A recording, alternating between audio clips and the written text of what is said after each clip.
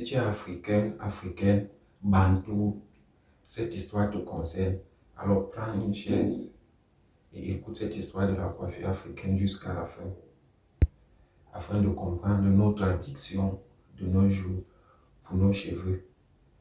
Alors, salut les modèles, vous avez reconnu le visage, c'est votre humble serviteur que je suis, le coiffeur bantou, pour vous servir, pour vous apporter un plus dans notre histoire, de la coiffure africaine. Alors les gars, avant de vous dérouler cette histoire, n'oubliez pas de vous abonner pour tous ceux qui ne sont pas encore abonnés, de nous laisser un commentaire, un j'aime si vous voulez la suite de ces petites leçons.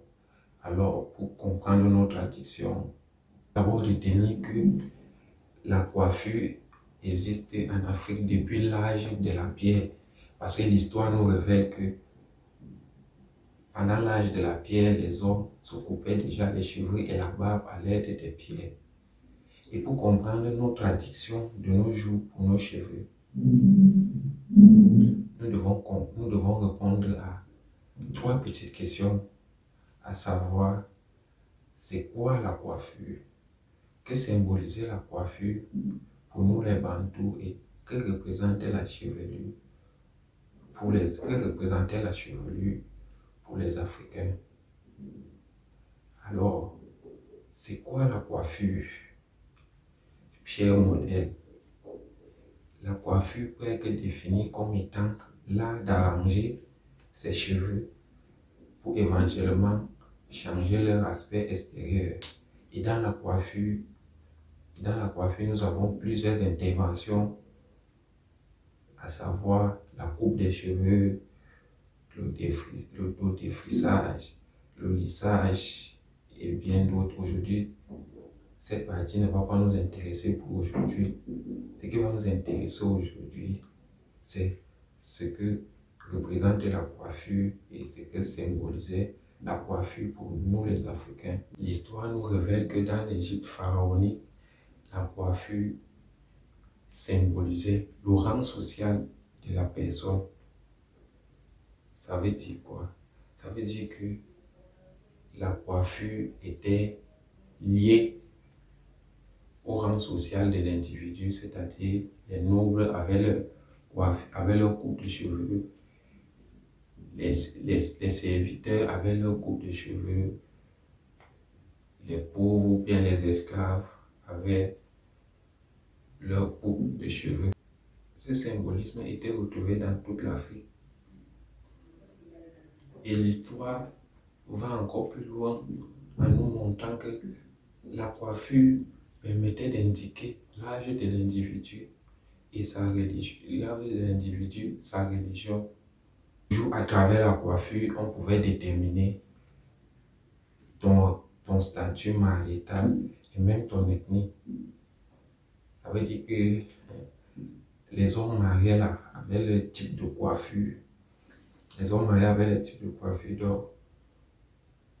Et donc, tu ne pouvais pas te placer. À l'époque là, tu ne pouvais pas te placer devant une fille, tu lui racontes des choses du genre, moi je ne suis pas marié, je suis encore célibataire. Rien qu'en regardant tes cheveux, elle allait connaître si tu mentais ou bien si tu disais la vérité.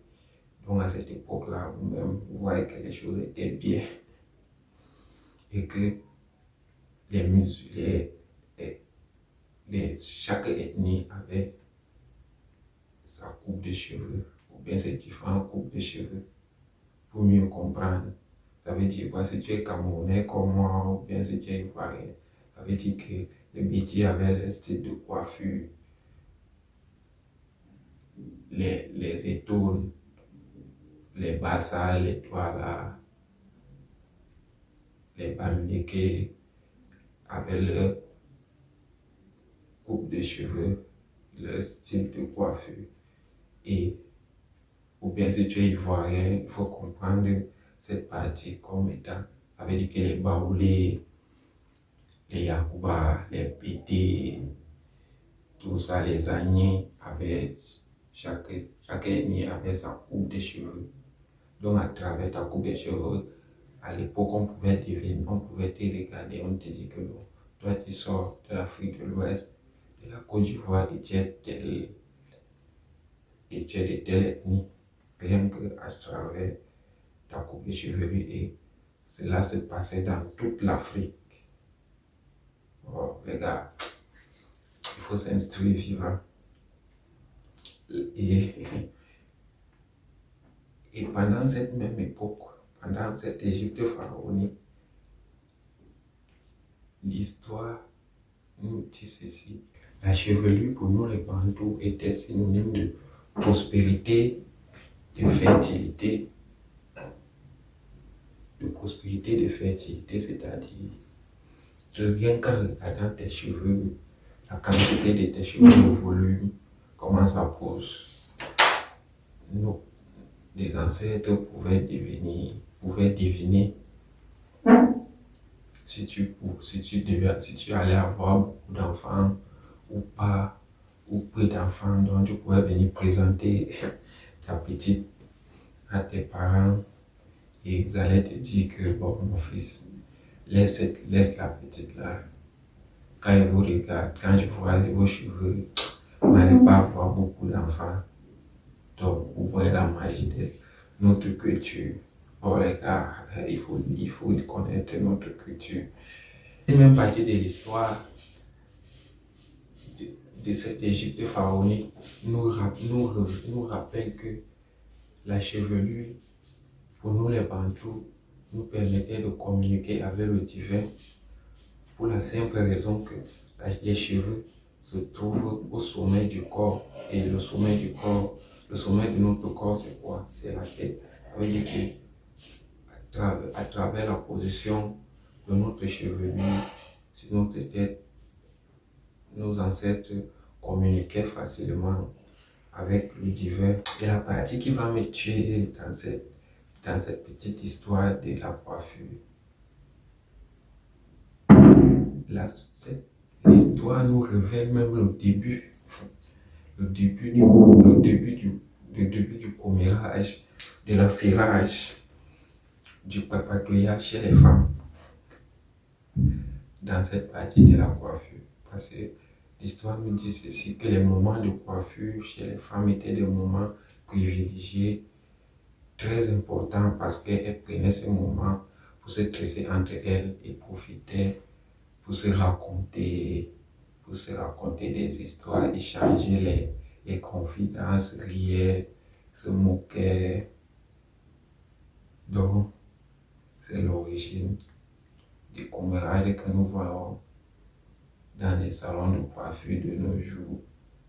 Comme vous pouvez le constater vous-même, de nos jours, nos salons de coiffure, comme Franck Sambamba, c'est un peu comme des commissariats, des lieux d'échange d'informations. Donc, les gars,